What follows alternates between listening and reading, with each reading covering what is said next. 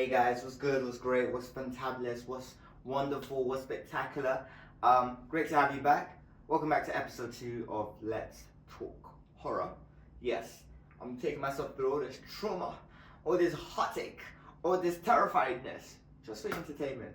I say just for entertainment. My girlfriend loves horror films, so I've been watching horror films, so yeah, let me take you through my journey. Let me give you like an honest recommendation of what horror films I've been liking as someone that is not a horror film fan, and just giving you an honest feedback on what has genuinely kind of scared me, like an incy-wincy bit, because man don't get scared.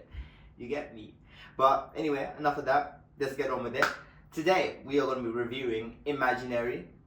Yes, it came out in 2024, so really, really recent. And this one was a bit of a roller coaster. I'll give my final review of the film at the end of the video. If you want, you can skip there, but stay along for the whole video so you see what's happening, see what's going.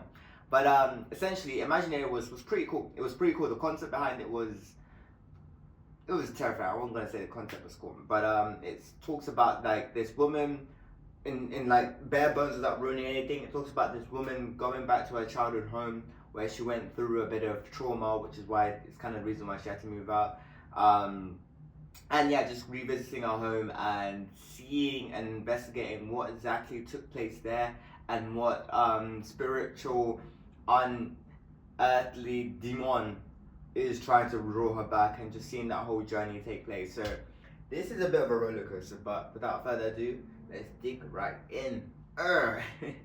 Okay, first things first, I want to discuss about this family dynamic going on, because the main protagonist, she's a black woman, and she had her husband Max. Max is a guitar player. I remember Max. Shout out Max. And he's in a band. He's a musician, but he already has 2 kids. I think from the trailer, it was kind of hard to understand what this woman, because she's a black woman's dynamic was with these white children. But she's their stepmom, and they have that weird stepmom relationship going on where the youngest child is connecting with her, and the oldest child is just being absolutely horrendous. I don't know how she wanted me to say it. So that was interesting to get along, and yeah, so it's really interesting to see the diversity card being played there and try to play around with that kind of flow of things. But it worked. It didn't really take away from the film, so I'm not gonna complain. So yeah, that's the first thing to make clear. Now, this woman, this mom, she has a really cool job. She's a illustrator for books. She creates her own books. She tells stories. She's using her imagination, keyword imagination. That's the theme throughout this film. Creating all these stories and these novels, all these characters, and and we're taking through her journey of it all, and just how she gets inspiration and things along that kind of line of things. Along the story, the youngest kid is still finding herself, as they've left their actual mother isn't in the best of position, so it's just them adjusting to this new lifestyle in this new home as well. Now, I love how this mother, she's really good in terms of she's really patient with her children, allows them the space and the energy to do what they need to do. But my gosh, man, what she goes through with these children is crazy, especially the older one. But anyway, the younger one, when she was playing hide and seek with her mom, she found this toy. I'm gonna come back to that later. And with this toy, it isn't an actual real toy. It's all part of her. So there's this toy. So yeah, so this child, whilst playing hide and seek, found this toy, this teddy bear, and I guess as kids do, there's like, this is my new teddy bear, and this teddy bear starts speaking to her and stuff like that. Bruh. This teddy bear was causing a bit of weirdness around the house. The mom said, cool, whatever, the kid's okay, let her enjoy her teddy bear. But the way she was talking to it and having all these mystic conversation, and then it got to the point where the teddy bear asked her to start collecting things. It was kind of like a, what do you call them, like a tick list for them to collect, like, all right, let's do this, have you done this, collect me one of this, collect me something that scares you, collect me something that makes you happy. It was like an adventure list, without actually knowing this is all part of the bear's greater purpose and stuff like that.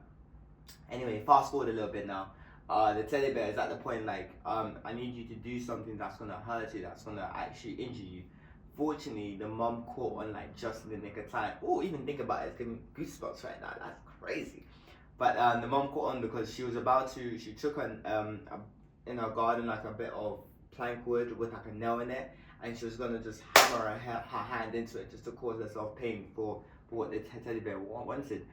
Anyway, the mum also caught on because she was upstairs. In fact, she thought she was talking with the doors because there was like a lump in the bed, but it was just the teddy bear. That's a key part. It was just the teddy bear she saw. Anyway, went downstairs, grabbed the girl before she could hurt herself, and then that's when she realized, yo, this is dangerous. Let's get a therapist in. Big up her for that, realizing, this girl needs actual help. I just thought it was a little child's game, but clearly not. Anyway, they call the therapist. The therapist says, cool, let me talk to the child, blah, blah, blah. The child's like, yeah, I want to put my teddy bear in there. And then they're having a discussion with the therapist, and the teddy bear is like explaining their differences. So the therapist says she's seen this once before, and they should be really concerned about what could happen next and stuff like that. So the mom's like, all right, cool, let's get rid of the teddy bear. Therapist looks at her blindsided like, what teddy bear? It's like, the one she just brought in the room with you, the one, she's been having issues with. She's like, girl, this teddy bear is part of her imagination. She's like, hey, hold on 1 minute. I've seen this teddy bear. What's that you talking about? I've seen it. And then she's asking the sister, have you seen the teddy bear? She said, I've never seen no teddy bear. She's like, what is going on here? I'm the only one that's seen this teddy bear with her. So they do a bit of digging, and apparently when this woman was younger, because she couldn't really remember her childhood, we were thinking because of the trauma of like her dad like losing himself, he just kind of went insane. But she found out the teddy bear that this little girl had, she actually had it as a kid too, and he was actually asking her to do virtually the same-ish things, like these weird travel checklist. I say travel checklist. This treasure checklist thing needed to be completed. And fast forward now a bit, we find out that basically this teddy bear is like a spirit, like a demon, and he's asking her to collect all these things to open up a portal on the wall eventually after you mix them all together into this dimension of where he is. And the little girl does it, and everyone's thinking she's been kidnapped or something because they can't find this girl anymore. Like she's just out, she's gone. So now the mom's kind of like looking back over her old stuff and figured it out, like, oh, this is what's going on. The older sister's also looking around. She found this weird old woman across the road that used to babysit this mom, and she told her, yeah, this is exactly what's happened before. Like, we need to go into this dimension. But she was pushing. She's like, yeah, we need to go into this dimension. Weirdness.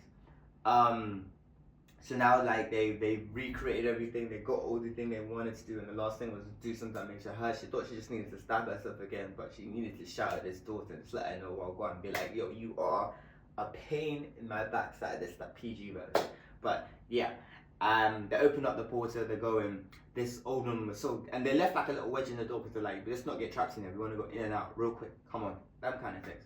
But this old woman was so gassed to be in it. She's like, oh my gosh, I've been hearing spirits and voices in my head. I've been waiting for this moment. I've been really wanting to come in here. Right, so she pulled off the ledge that was on, opening the door. They were trapped in there, and she was killed off immediately by some bear, like a real physical bear. It was just grabbed her and like, it's like, bro, you idiot, you fool. You are foolish. You are full of foolishness. That's what I have to let you know. And yeah, with that all, it was an interesting journey to say from there. And big up the big sister. Here she actually like was on game and said, yo, let me actually help you find find my sister and get her out of this place. And they were on job. They did what they needed to do, and they found her. She was just like living her life. She's like, I can imagine it all, and it happened. So once they finally decided they want to leave, they can tell that the teddy, the spirit, the demon was like, nah, you ain't going in here. And twisting up the whole thing, the demon was like, yo, I wanted the mom. I've been wanting you from day. Like, you were the person that came in when you were younger, because she did come in this place, but she was brought out by her father. And this is when we find out that, in fact, her father actually came in this place with her, but it's a situation where he actually fought to bring her out, but he looked into the eyes of this demon, and that's how he lost himself. That's how he became frazzled, foolish. I don't know, whatever you want to say, but yeah, that's like the story of Balamori. And yeah, it was sad. Anyway, they're still in this place. They finally found the girl, and they've drawn out the door again to get out of this dimension to go back home. The little girl managed to escape. The older sister managed to escape, but the older mom, she got trapped there.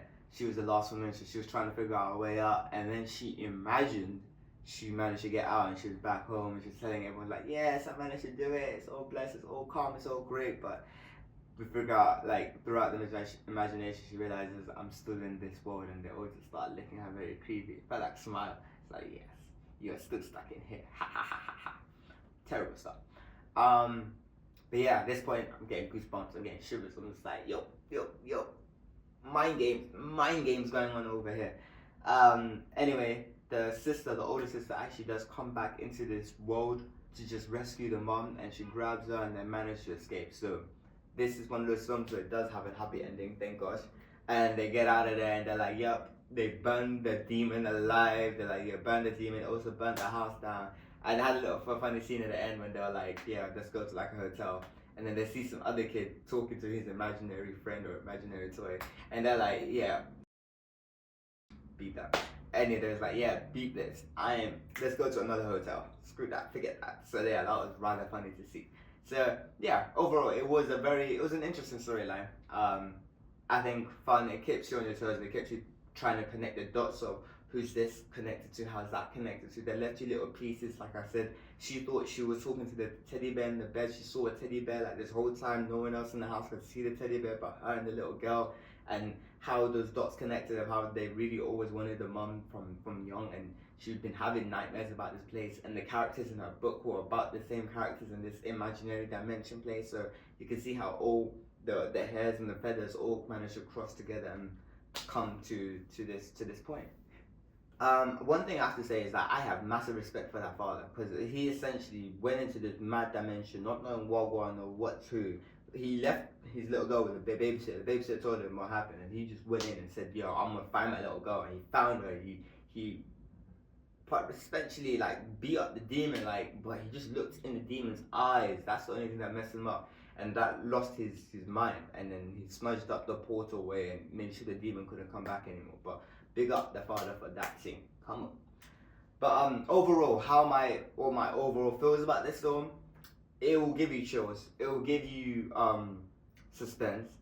Particularly when the demon is like showing himself in his actual physical body every now and then, because you're not actually sure how it looks like, but then you see his body, it's like, that's creepy. And I love how they had like a fake ending of how you thought it was the ending, like everything was happy, then you're like, oh no, this isn't real. Like, it could even go on to say, like, you don't even know if the ending we had was the real ending. She could hypothetically still be in there. But, you know, that's another video for another discussion for another story. So we'll leave that, we'll pop that right over there. But yeah, it was a great vibe. I enjoyed the film. Would I watch it again? I would watch it again. I think it's got a good rewatch value.